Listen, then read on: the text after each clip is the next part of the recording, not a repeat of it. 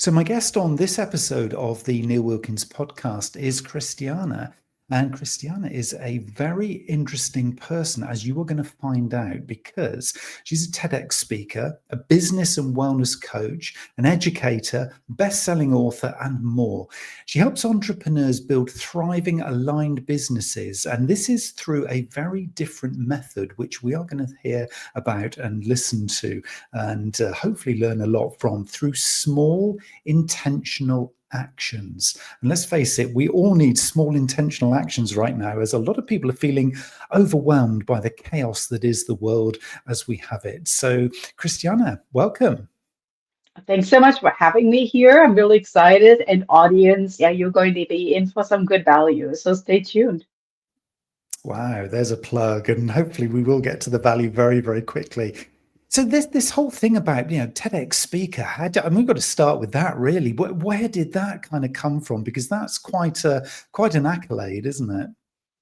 It is. And I think if any in the audience wants to become a TEDx speaker, I'm giving you a virtual high five right now because it is an amazing experience.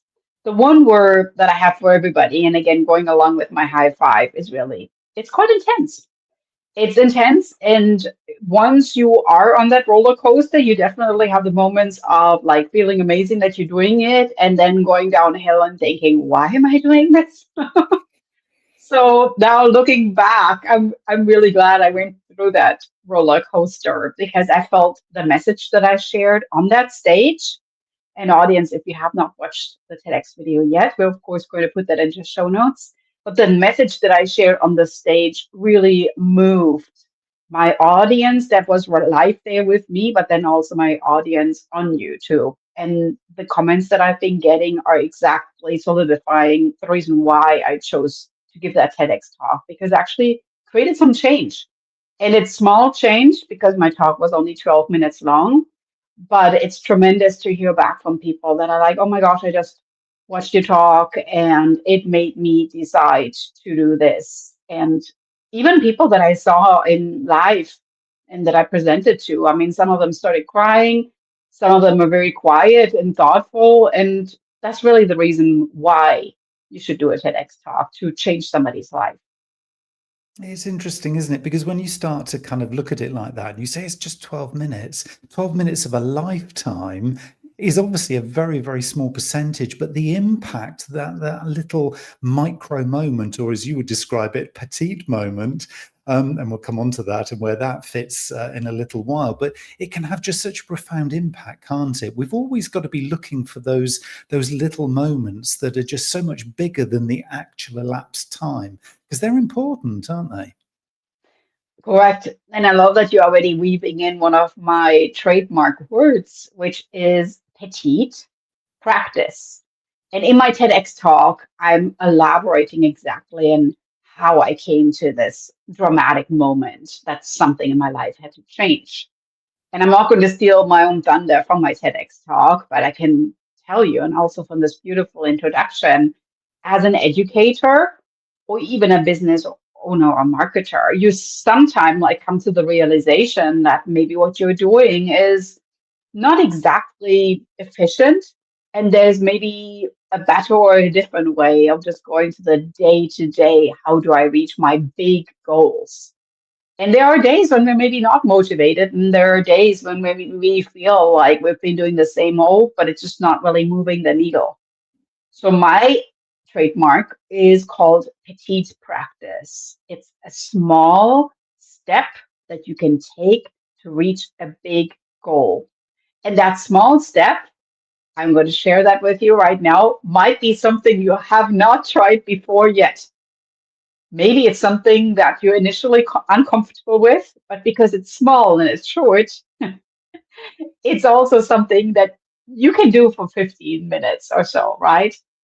And there are many things in our life where we're like, ooh, I don't really know very much about this. I really don't know. And I'm feeling like I don't have enough knowledge about this or that. But if you just try it for 10 or 15 minutes, eventually you're going to get better at this. It's like with anything in life.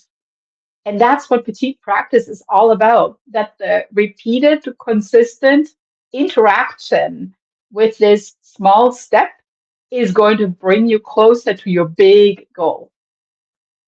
And I love the way that you're framing this, because this isn't just you kind of making this up, is it? There's a lot of science behind this, because the way you've described it, and I'm really interested to find out if this is something close to a model that, well, I've been following for many, many years, from Brian Tracy, who wrote the book Eat That Frog. And his kind of premise there was very much about you take the little moments or the little kind of actions or those little steps that you really don't want to do, and you kind of eat those first. I mean, I would not be eating frogs myself, and obviously we love frogs, so we'd be gentle to them. But it's this kind of analogy that you take the kind of the thing that you don't really want to be doing, and it might just be that one little small blocker, and you get over it, you do it, you just achieve it, and then you're ready to move on to the fun stuff. Is that part of this? Can we sort of weave that into this thinking? I love it. And I do like frogs as well. I'm like totally with you. And actually, I live in California. In the United States, we frequently say, how do you eat an elephant? So don't ask me. I didn't come up with that saying because I love elephants too. And I have no idea what this is even at. Maybe I need to use ChatGPT and kind of look at the root of this very particular saying. But how do you eat an elephant is one bite at a time. And that's exactly what Petite Practice is. One step at a time. You get closer to your big goal that right now seems as big and intimidating as you're standing in front of an elephant. So I love you tying in all those animals, the frogs and the elephants right there. But audience, in reality, of course, this is your big goal in your life. And we're just taking small steps to get closer to it.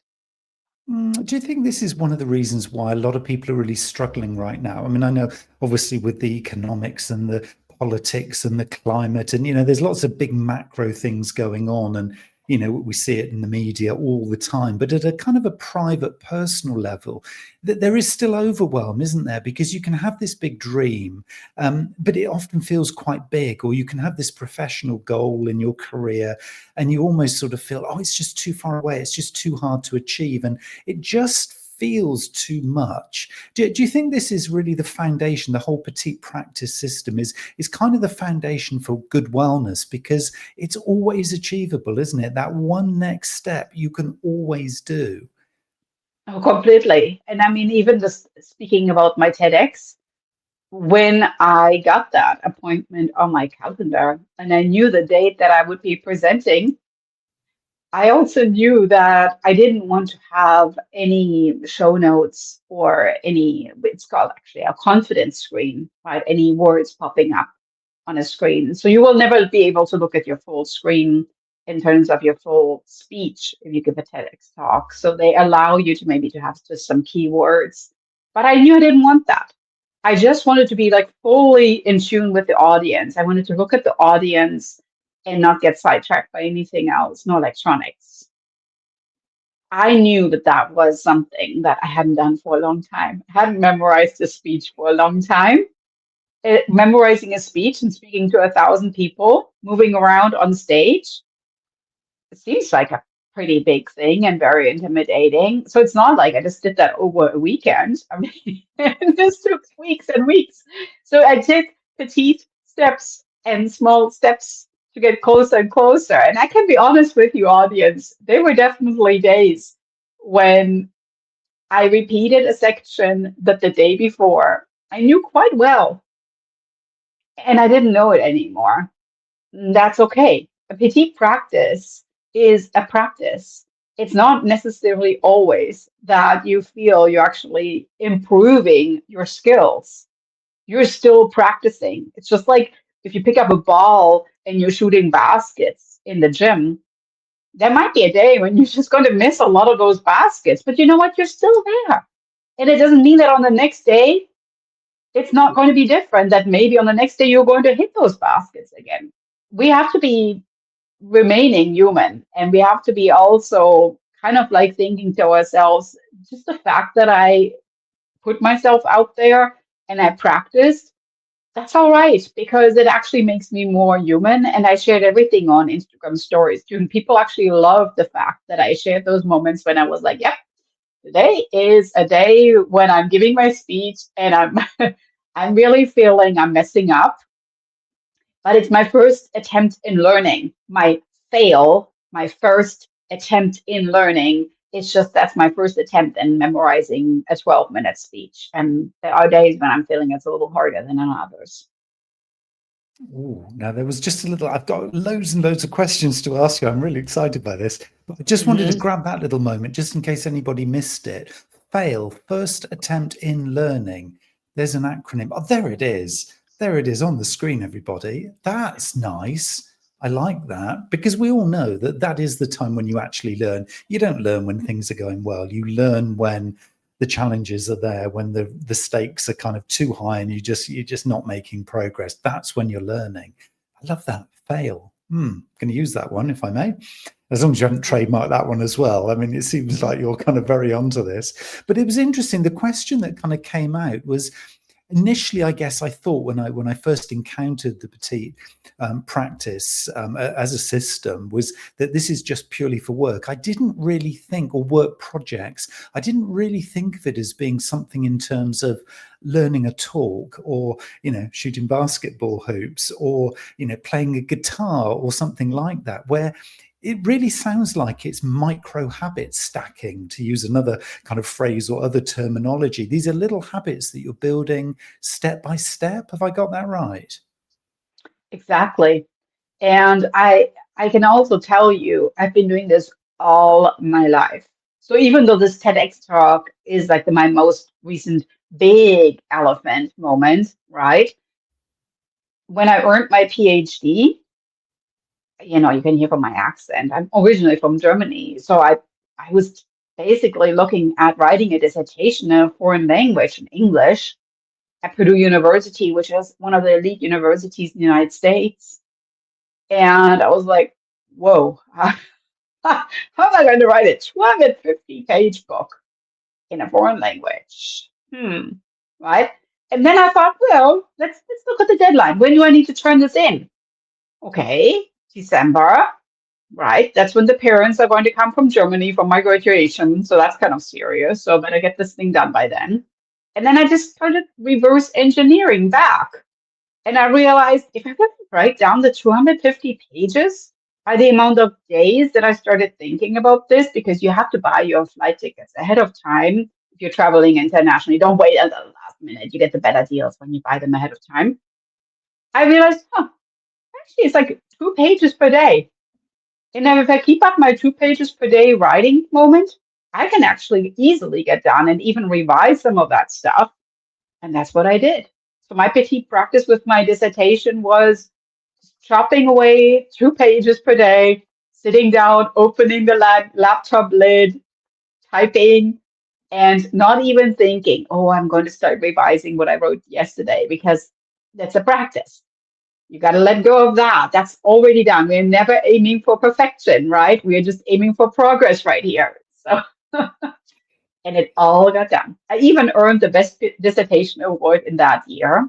And a lot of people were really giving me the high fives along the way. They're like, I love your consistency, because it gave me also momentum. It really fueled my motivation to keep going because I saw it growing, right? And I felt good. I think the really nice thing about this, it feels like if you're a planful person, as soon as you start, Christiane, I'm using the words reverse engineering. I'm thinking, oh, for the planners amongst us who love a good project plan here, the timeline, a schedule. I mean, it's great because you can use the Petite practice reverse engineering back from a destination or a goal. But even for the ones in the audience or others who might be more spontaneous or less planful, and they just want to take things kind of at a different sort of pace, or maybe sort of, stack things at the last minute because they're more sort of spontaneous in nature, it still can work, can't it? Because you can still make little micro progress towards the goal. So it doesn't actually feel like you're really over planning. You're just doing. It's very activity based, isn't it? Action oriented by the sounds of things. Completely. So no reverse engineering needed. So let's just like pick up like something that we're all going to face here. Beginning of the year, everybody always cleans your house. They're starting a new wellness routine, right? So let's just say you're cleaning up your house, you're decluttering or whatever, right? Or maybe taking down holiday decoration, right? So you don't have to make this elaborate plan and like start like 4 weeks ahead of time. You're probably going to crank this out over a weekend, but you could just say, okay, I'm just going to go room by room. I don't need to do it all in there one day. I can just do like a little at a time, right? Every day, maybe I'm taking down some ornaments, and maybe every day I'm taking down some things and box it up, and that doesn't feel like as overwhelming. And same with like getting ready for a wellness routine in a new year. You need to be like, well, here we go. I got my new outfit, and I bought this gym membership, and I got this blender over here, and I'm going to completely revamp my life. That's not what a petite practice is all about.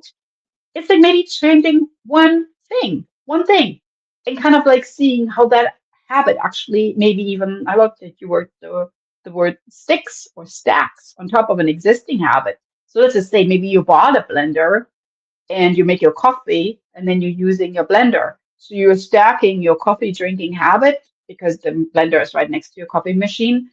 You make your smoothie or whatever you make in your blender, your shake or something right after your coffee. And then you can take that along to work and drink it as a little snack. So it's not smart to think that your big goal needs to be accomplished in just one setting, because the likelihood of it sticking, the likelihood of you feeling very overwhelmed is quite intense and it's quite immense. If somebody would have told me when I found out about the TEDx talk that I need to present that next weekend, that wouldn't have been amazing. And it would have been actually really detrimental. So that there's no magic bullet in all of this. The thing is just you have to pick your first step, whatever feels right for you. That's what you have to choose, and then pick the next and pick the next and pick the next. That's really where the magic is. That nobody can tell you what your first frog, when we talk about frogs, what your first frog bite is, but you have to just make that choice. So it feels like you've got to be very aware or very awake or very, let's use the word mindful, to be able to practice this, because the way you're describing it is that you do an action and then you kind of see where you've got to after doing that little action. You do then another one and you see where you've got to there. It's almost, you've got to be paying attention for this to work. Am I getting that right? Yep, exactly. Yeah, I actually use what I call the step system. STEP. And again, watch the TED Talk. I go more into detail there too. Or grab one of my books, which direction am I pointing? I have the How to Master Your Goals book, for instance, that talks about this.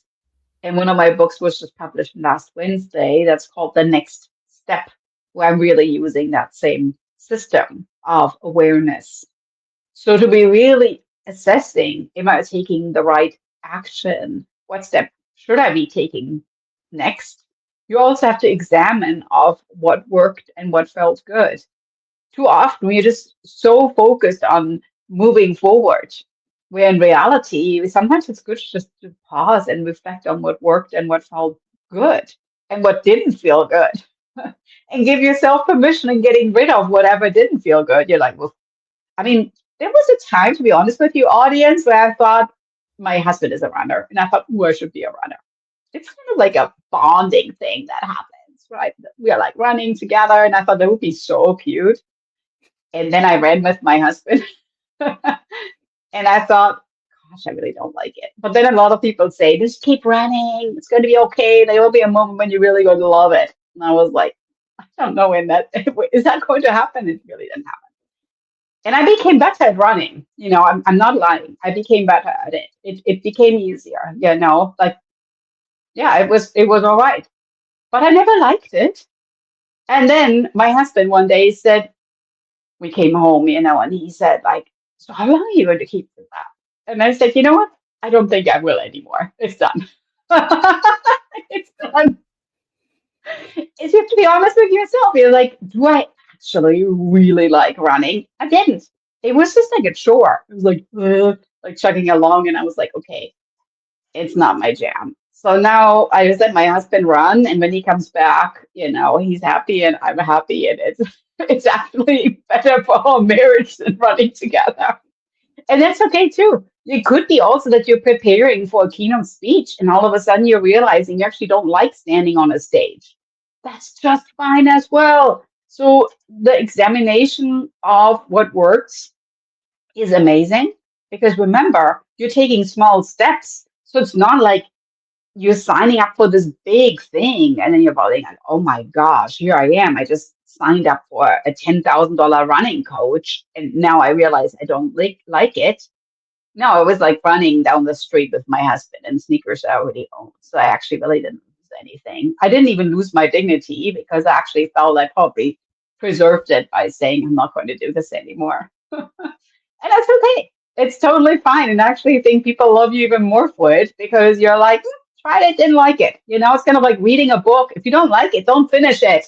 I give you permission right now. You don't need to like struggle through it. It's totally fine. Yeah. And that's it. That's important, isn't it? I mean, that's really key. This honesty to yourself, really, because you can get onto this habit stacking or petite practice or whatever kind of framework that you want to be kind of calling it. And as you go on that journey, you're going to be finding out about yourself. You're going to be making progress. You're going to be moving towards a destination.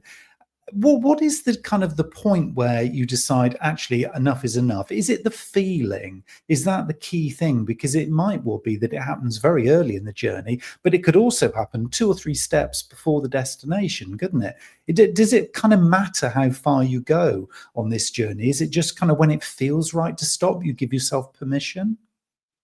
Oh, that's a great point, really. And it could be individually different. I think for me, because I'm an economist, right? I have a PhD in applied economics. I kind of look at it as an inequality, right? If you feel the cost of doing it are becoming greater than the benefit, then you should probably stop. Because it's just, I mean, we are not just doing this to do it. We're actually trying to have fun here in life as well. So don't forget about all that. So if the cost of running your business, of going for that run, that jog, right?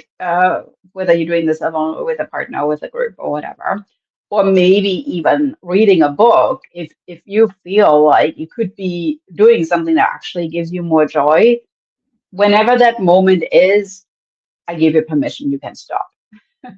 And you're actually not a quitter. It's actually a great thing, because you're just tuning in with yourself and you're realizing it's not for you.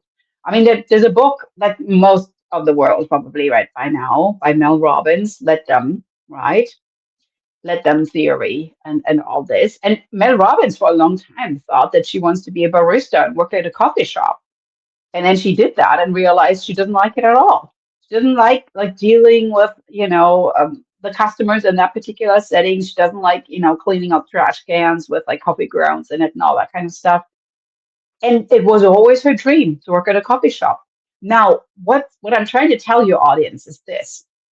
I would like that you go for your dream. And I would also like that you maybe realize that your dream isn't what you thought it would be, because that's kind of important as well. Because I don't want that you think, well, I just wish I would have become a barista, and you never go for it because you're afraid you're going to fail. Remember, it was your first attempt at learning. It could have been that I love running, and that I would tell your audience right now that running is the next best thing, and that right after this talk, I'm going to put my sneakers on and run around the block. It could be. But you know what? It was my first attempt at learning, and I realized I actually really like walking. That's maybe word I took away from this. I did like the moving my legs, just not that fast. And I like listening to podcasts and audiobooks. So there's something I took away from it. That was my learning moment. What I'm really liking about this, and I'm really liking about this, is this kind of, I guess, the basis of all that we're talking about here, be it professional time, be it personal time, be it kind of, I don't know, relationships and family time, or as you say, running with your partner.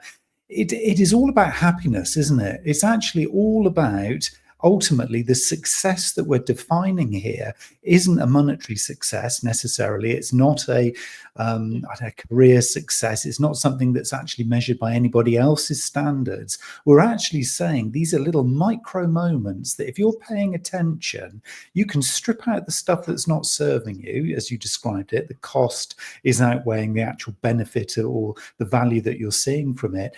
And you can just include in your life and in your world all the stuff that actually makes you happy, and then make little steps to progress towards it. This is proper wellness, isn't it? This is proper happiness. I love this. Yeah, actually, the name of my company is Hello Happy Nest, because initially I realized I've been working a lot with business owners. I've been working a lot with, entrepreneurs that are starting their business, but I also see college students and high school students in my classes. And I thought, I don't think that really there's like one common denominator that everybody's striving for, which is happiness. And there's a famous saying by Albert Schweitzer that I really like: success doesn't lead to happiness, it's happiness that leads to success. So if you're happy, you're going to be successful, but you're not going to be, just pushing, and eventually you're going to be happy. Because I've had lots of business owners that work with me, and they said right after the promotion where they got the corner office, they went to their computer and opened the laptop lid and Googled, how can I be happy? It doesn't mean that if you're successful, you're happy at all. Those two things are not a Venn diagram at all. It's the other way around, right? So if you're happy, you're going to be successful because it's just, you're like, inside and out, sharing your joy with the world. And that is something that only you can figure out what makes you happy. And whatever makes you happy is going to be the very best thing. It's a really kind of smart position. It just feels so right, doesn't it, when you kind of stop and reflect on this? I mean, is this something that works equally well kind of in retrofit of things that you're already doing in your life or in your work? Does it work as well retrofitting backwards as it does actually for the new stuff that you want to try? Oh, I love that question. So let me give you an example. Because I'm an educator, I realized students are changing. My whole like PowerPoint slide situation is just not working anymore. It's not making anybody happy. It's not making me happy. It's not making the students happy. It's like I got to work with their attention span, which is definitely not, 2 hours anymore. It's like maybe 20 minutes.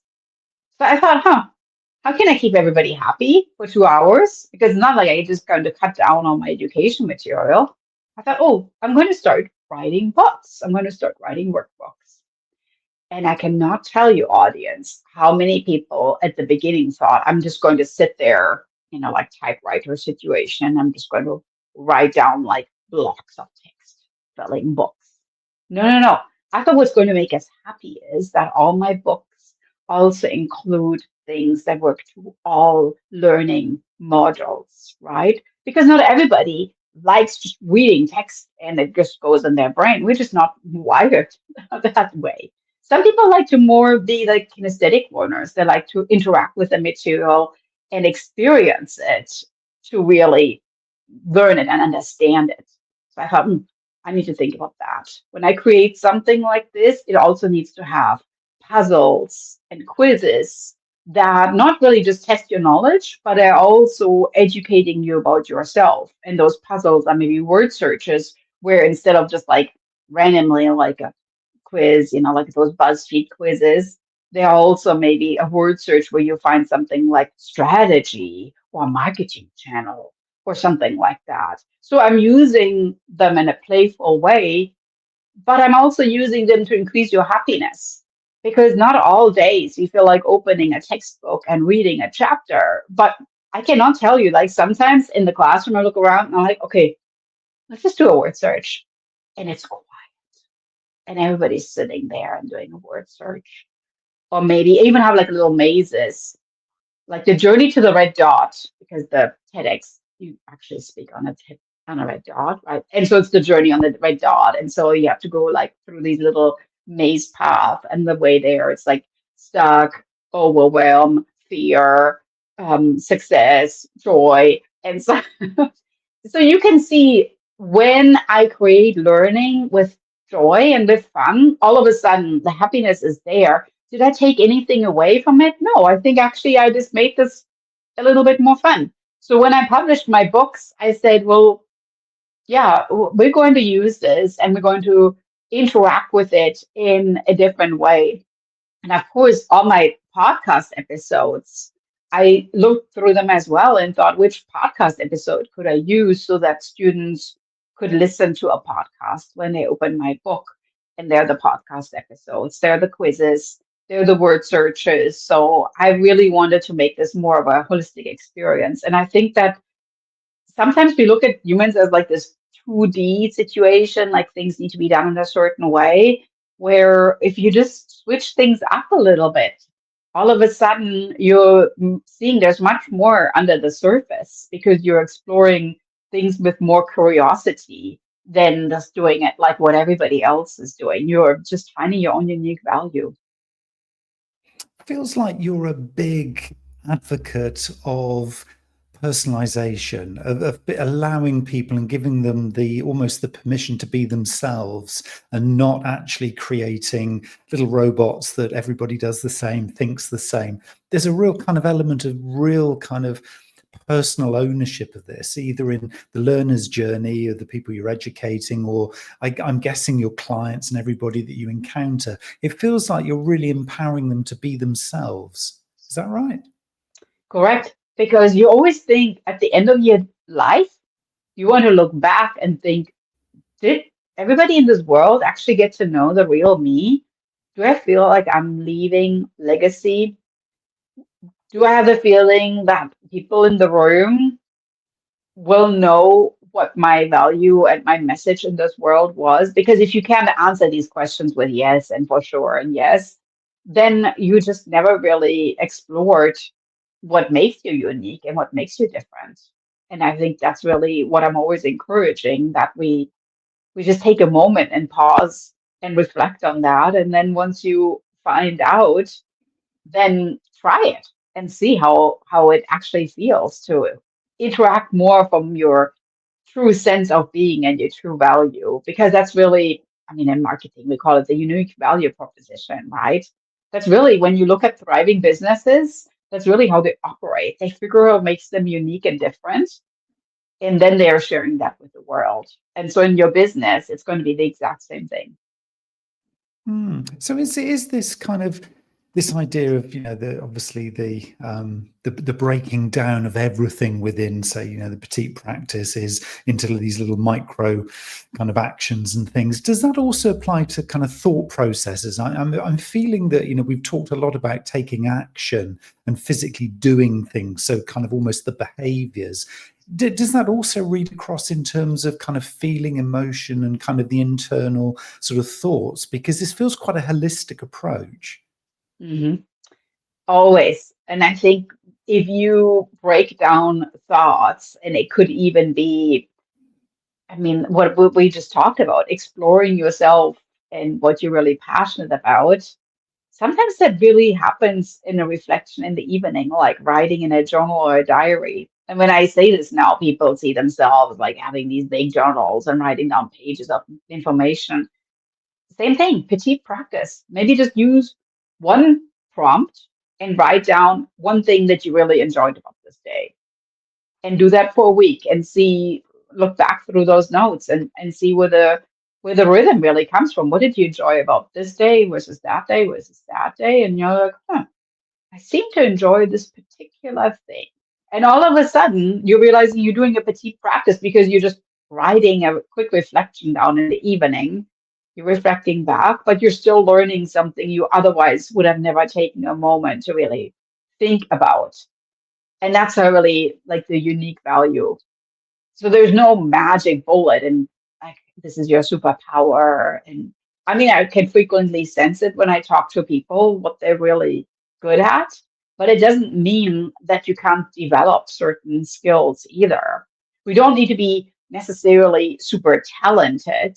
We just need to kind of tune in more with where our skills are and then use the skills that we really enjoy doing. And I think that's really what a petite practice can help you even like you're looking at these colors in front of you and you're trying out different colors and you're just kind of like seeing how it all comes together to this beautiful painting at the end. And that's uniquely yours. You're just looking at a blank canvas, but then depending on the color that you choose and how you choose it and how much you use of each color, it's going to develop. And over time, it's going to become really crystal clear, like you're focusing on it. We've spent a lot of time obviously talking about progress. I mean, that's one word I think that we can say that Petite Practice and it is going to achieve progress, whether you like it or not. You are making progress just by the fact that you are doing the practice. But I just wanted to pick up on a word that you just mentioned there, because I think for a lot of people who would be thinking, okay, I journal. Yes, I'm self-aware. Yes, I'm going to log my progress. But there was a word that you just used there, which I think is really poignant. And that's the word rhythm, because Mhm. that's a word that we need to kind of be sensing, don't we? As if we're going to monitor this and look back, like you say, over 7 to 10 days of progress that we're making.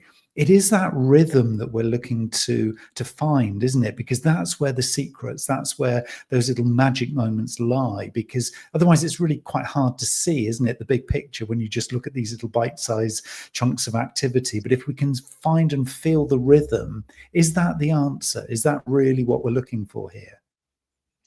Completely, completely. And I think that that's really the beautiful thing about starting something new. If you're thinking, oh, why do all these people have such an easy time in going to the gym every day, or they read? I personally read about a book per week. And I go, how did she do that? Right? It's not really like you can't do this either, but maybe get into the rhythm of reading a page per day. And if you do this over a week, you're a reader. I mean, it doesn't mean that you need to read a full book per week or just reading a page per day. I mean, you can do this. Or like just going to the recreation center doesn't mean like, you need to actually go there and work out. You could just like take a loop, maybe, just walking around a little bit, going up and down stairs is probably still more activity than not going there. So I think that we're sometimes just so much doing this upward comparison and comparing our very small or very rudimentary or very beginning rhythm to somebody that like seems to have their life all together. Where in reality, what sometimes helps is also maybe to look back, right? And think about the rhythm that you had 5 or 10 years ago, and that now you have the ability in starting a rhythm. And that could be because maybe you have more financial means, or maybe you have a different lifestyle, but it could also be that you know more, right? You know what didn't work and you know what worked. So you could pick up a rhythm that actually aligns more with who you are and then just start working from there. And I think that's really what is amazing about growing older as humans, that we gain more knowledge and we become smarter about things that we want to try, and some things that we definitely, as I mentioned, want to leave for the world, that legacy that we want to build. You've given us all so much permission to enjoy this journey, whatever the destination that we're dreaming of, whatever the vision that we have, whatever our definition of success. I just love the fact you've given us all permission to explore and experiment and just live. I mean, it feels like this is just about living a little more than we're doing, rather than just being locked into kind of a habit that maybe is no longer serving us, or into maybe a relationship or a job or something that just no longer quite kind of fits with the optimal situation that we're in. And it's about just really kind of sensing what's happening, building that rhythm, and just enjoying. It's just enjoying this journey, isn't it? Yeah, and as I mentioned, I gave plenty of things for my own life. Running, not on my agenda anymore. Walking, that's my rhythm, right? And maybe you find your own one. I also really like podcasting and writing books that have quizzes and puzzles and flow diagrams in them. So I think that we all just need to figure out really what makes us special and unique, and then be also honest with yourself and saying that I didn't enjoy that very much. And it's sometimes actually a great conversation starter. Instead of saying, what do you do? Is that maybe asking, like, what is it that you don't do anymore? What is one habit that you quit this year? And you don't need to say, like, something like smoking or drinking. It's like, what is one healthy habit that you tried and you don't do anymore? It's quite funny, actually, when people sometimes try and share with me my workout classes. That's a good conversation starter. Or what is one thing that you should know about me if we were to know each other for 10 years? Like, ooh, that's a good one as well. So just be curious and try things and be okay with putting them down. Doesn't make you a quitter, actually just makes you more experienced. What a lovely way to round this conversation off. Christiane, it's just been amazing. I've got so many things on my mind now, just thinking I'm going to go and do some petite practice here. I'm going to watch the TEDx again. I did Go for watch it. it. It's absolutely fascinating. And I would certainly encourage everybody to click the link in the description below, because it is a very, very interesting talk, as you're probably not going to be too surprised now, having listened for the last 40 minutes to Christiane. But thank you so much for your time today. I just want one final little question for you, Christiane. If you could guide or advise somebody of the one next step that they should do, as well as obviously coming to listen to your TEDx talk and visiting your website, what would you say? One thing that somebody should do next? This recording happens here at the end of the year.